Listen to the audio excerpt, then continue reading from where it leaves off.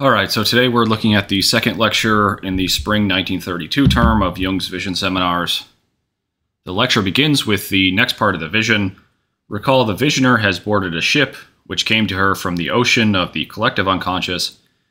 She had then descended into the lower part of the ship after finding a tablet that had written on it sort of instructions for reaching transcendence or psychological wholeness. Then the vision continues. There, in the darkness of the ship's lower hold, I saw many, I'm replacing the word here with African men in chains. In their midst sat an old man with a beard, reading a great book. At his feet lay a cat. So I won't get to the image of the cat, although there is some association with this sort of feminine individuation. But first, there's a comment that the old man with a beard represents a medicine man. Then, Jung comments that the black men represent the patient's, quote, chained primitive tendencies.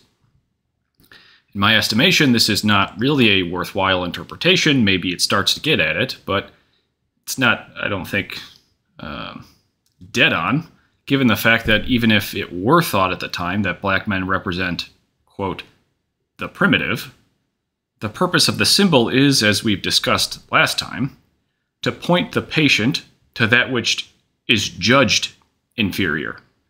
It should not, as it may appear in reading this text, represent something that is primitive in itself or inferior in itself, but only that which is judged inferior.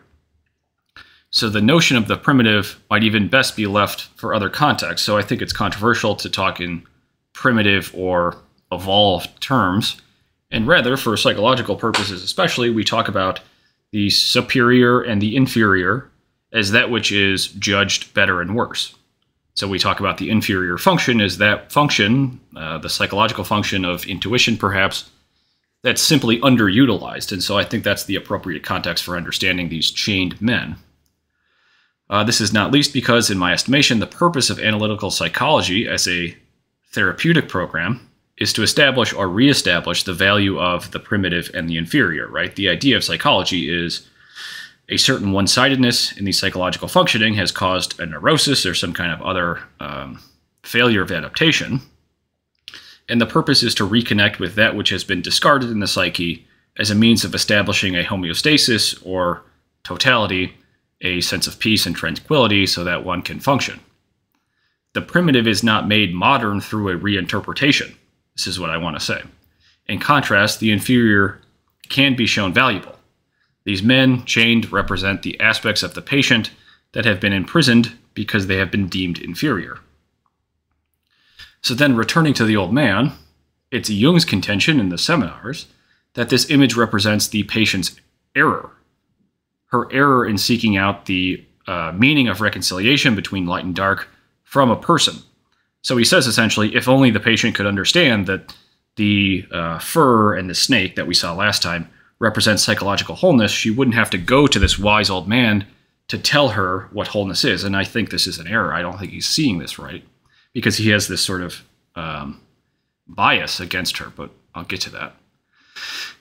He says she's seeking out, she's seeking to be told the Tao. So he brings in the concept of Tao as psychological wholeness, or the way of reconciliation between the dark snake and the white fur.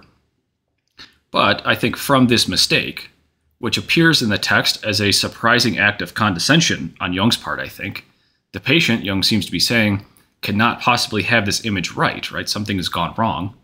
But this comes, in my estimation, what comes from this is a series of other interpretive mistakes that we'll eventually get out of, but I think we need to dwell on them. Those in the audience at the seminar begin to discuss the ways the inferior, or that which is judged inferior, must be chained so that the wise old man can teach the Tao from his book. So you see this conflation. But if we think rather that the Tao exists, as it does in the Abrahamic religions, as a personal being, then the patient is not seeking wisdom in error, not in the chained inferior, nor is the chained inferior aspect rightly so. So we'll see this in the next part, but the idea is Jung is assuming something is wrong with Christiana Morgan, that she's seeking out wisdom in a personal being, that is the medicine man, and that this seeking out is wrong because the Tao is impersonal.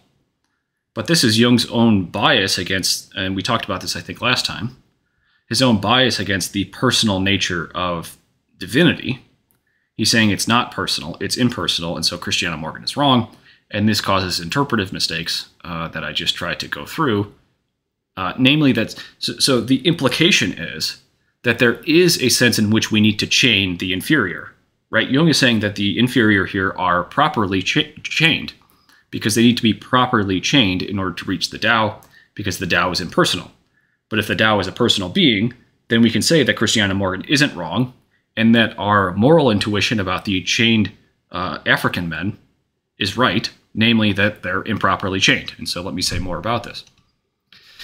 The vision continues. I asked the old man, why don't you free those Africans of their chains? And the old man answered, I am reading the illuminated book which shows the way. I asked, why do you read such a musty ancient volume? And he says, this book is the book of illumination. So here we can read this text less conditionally, given our revision of Jung's interpretation. The man is not responding to the patient's question in the manner Jung suggests, I don't think, namely that the inferior must be chained in order that the man might read his book. Rather, we can take the text on its own terms. The man is reading the book in order to discover the manner in which he might set the inferior aspects of the personality free. So to go back a bit, the visioner asks the man, why do you have them chained? And he said, I'm reading the book which shows the way. Namely, to revert their status as being chained. I think this is the most direct reading of this text.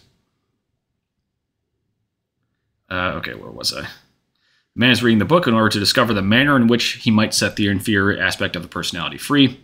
The path of illumination is the path by which what is perceived to be inferior is set free from that perception. So we can now return. So after this bungling of this vision, I mean, there is a sense. So let me say something about why I think this interpretation is wrong. The reason I think the interpretation is wrong is because Jung is being too personal. He's saying something is wrong with Morgan. But what we saw in the first series of lectures I gave on this topic is that Morgan has been initiated. She has, we might say, purified the instinct, right? She's gone through the division and reunion of the mind, the union with the body, and the union with the transcendent. In which case, something would have occurred, at least in this narrative of the visions, similar to Christian perfection, which is simply the notion in my mind that there has been some rebirth, the nature of which is that the fundamental problem of original sin has been dealt with. I wouldn't say solved, but dealt with. So the instincts have been purified to the extent that they can be. There's always the limitation of the human being. But Jung doesn't read that into this vision.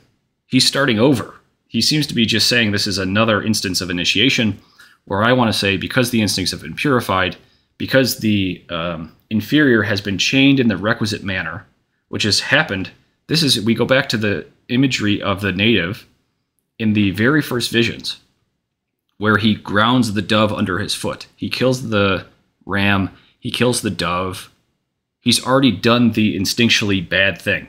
So that was the bad instinct, or the original sin, or right, man's fallen human nature, which has been transformed in the initiation, and which is now represented here not as the sin nature, but as the inferior nature that needs to be brought to light. So I'm not going to say any more about that.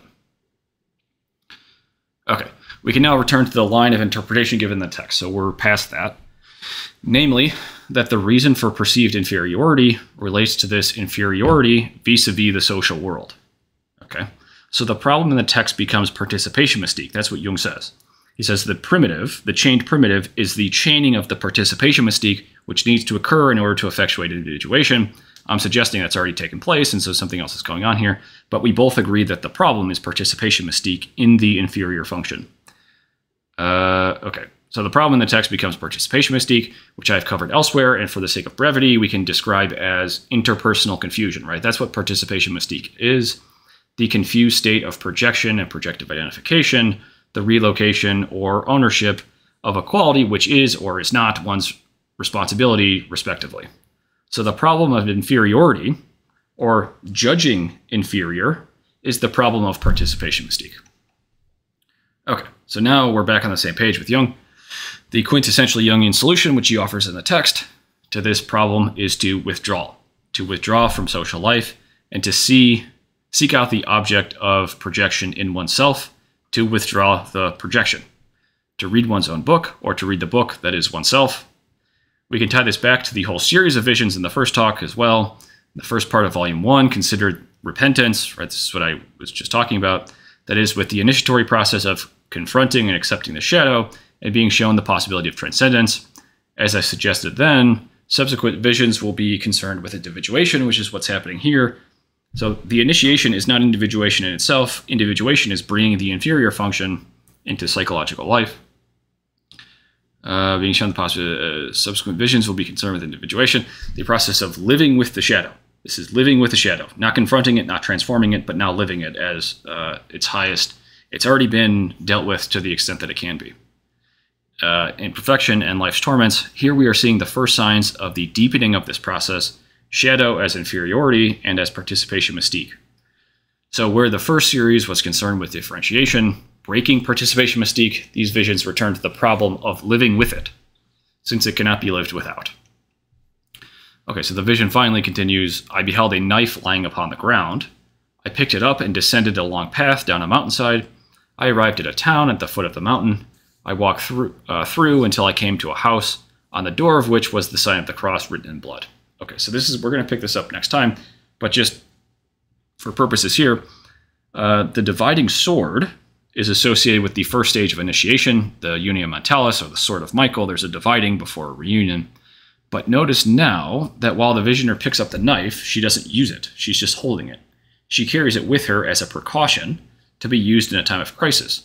And that's what initiation is. The whole process of initiation in the prior visions was the result of the crisis of participation mystique. It's having taken over the visioner, right? That's the problem that we encounter. There's this one-sidedness. We deny the inferior function and therefore project it onto others, and we encounter the problem of narcissism or martyrdom that we saw last time. And so the whole process of initiation in the prior visions was a crisis of that participation mystique. It's having taken over the visioner. Now, after the process is complete, symbolically in the visions, that initiation does not need to be redone. That's what I think the error is. The sword, the dividing sword, is a desperate act of differentiation, which begins the initiation. But it's held here as a precaution only. So she knows she can resort to the dividing sword in crisis, but she's now trying to live with the inferior function. And so we'll pick that up next time.